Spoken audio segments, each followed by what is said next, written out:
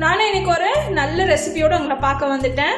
நம்ம இன்னைக்கு மட்டன் வச்சு ஒரு சுக்கா பண்ண போறோம். சூப்பரா பண்ணிடலாம். மட்டன் சுக்கா ரொம்ப ஃபாஸ்டா குயிக்கா கம்மியான இன்கிரிடியன்ஸோட.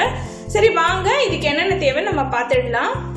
நான் இன்னைக்கு மட்டன் சுக்கா பண்ணுறதுக்கு 250 கிராம்ஸ் மட்டனை சால்ட் போட்டு பாயில் பண்ணி வச்சிருக்கேன். ஒரு 4 விசில் வச்சு வேக வச்சாச்சு. இதுக்கு மீடியம் சைஸ் 2 ஆனியன் ஸ்லைஸ் பண்ணி வச்சிருக்கேன்.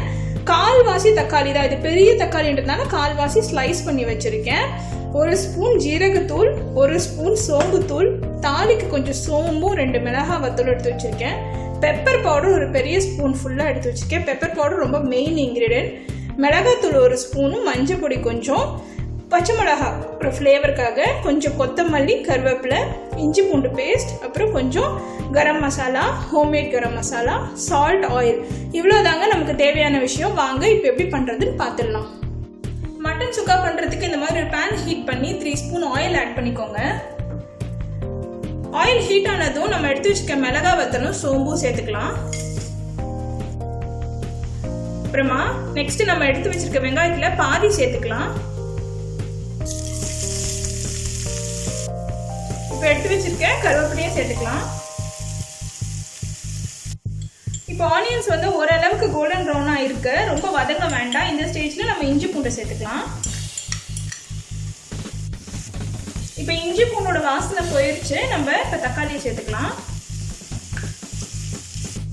சுக்காக்கு எப்பவுமே கம்மியான தக்காளி சேர்த்துக்கோங்க, ஏன்னா அதிகமாக தக்காளி செஞ்சால் கிரேவி மாதிரி ஆயிரும். சுக்கா வந்து கொஞ்சம் ட்ரையாக இருக்கணும். இப்போ நம்ம சில்லி பவுடர் சேர்த்துக்க போகிறோம். அப்புறம் மஞ்சள் தூளையும் சேர்த்துக்க போகிறோம். இந்த மசாலுக்கு தேவையான சால்ட்டை மட்டும் ஆட் பண்ணிக்கலாம். நம்ம மட்டன் ஆல்ரெடி சால்ட் போட்டிருக்கோம், ஸோ கம்மியாகவே சேர்த்துக்கலாம். அப்புறம் கொஞ்சமாக கொத்தமல்லி சேர்த்துக்கலாம், பாதி. அடுத்து நம்ம குக் பண்ணி வச்சிருக்க மட்டனையும் ஆட் பண்ணிடலாம்.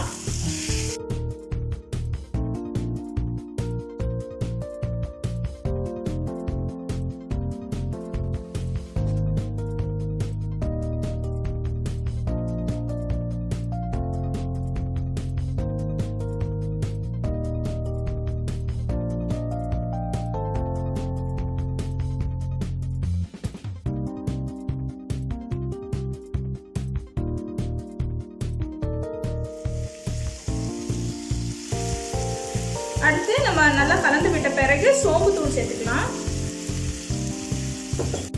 அப்புறமா ஜீரகத்தூள்,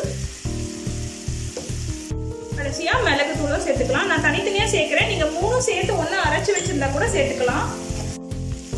கடைசியா நான் வந்து இந்த பொடி சேர்த்துக்க போறேன். இது வந்து பட்டை, கிராம்பு, ஏலக்காய் வந்து பிரியாணிக்காக அரைச்சு வச்ச பொடி. அது வந்து இந்த மட்டனுக்கு ஒரு எக்ஸலன்ட் ஃப்ளேவர் கொடுக்கும். நீங்க ஆர்டினரி கரம் மசாலா கூட சேர்த்துக்கலாம். இது வந்து ரொம்ப கம்மியா சேர்க்கணும், ஸ்ட்ராங்கா இருக்கும். இந்த பொடி வந்து இந்த சுக்காக்கு ஒரு எக்ஸலன்ட் ஃப்ளேவர் கொடுக்கும். ஃபைனலா நம்ம வந்து கொஞ்சம் ஆனியன் சேர்க்க போறோம். இந்த மாதிரி லாஸ்டா கொஞ்சம் ஆனியன் சேர்த்தா ஒரு கிரன்ச்சி ஃப்ளேவர் இருக்கும். அந்த மட்டன் கூட சாப்பிட்டா ரொம்ப நல்லா இருக்கும். கண்டிப்பா இந்த மெத்தட் ட்ரை பண்ணி பாருங்க.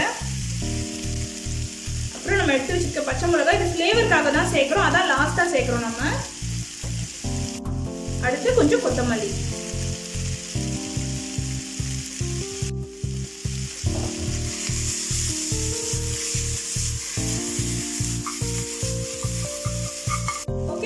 நம்மளோட மட்டன் சுக்கா சூப்பரா ரெடி ஆயிடுச்சு. பாருங்க எவ்வளவு ஃபேண்டாஸ்டிக்கா வந்திருக்குன்னு. இந்த ஆனியனும் அந்த சில்லி, கொரியாண்டர் கடைசியா சேர்த்துருக்கிறது ஒரு எக்ஸலன்ட் ஃப்ளேவர் கொடுக்கும்.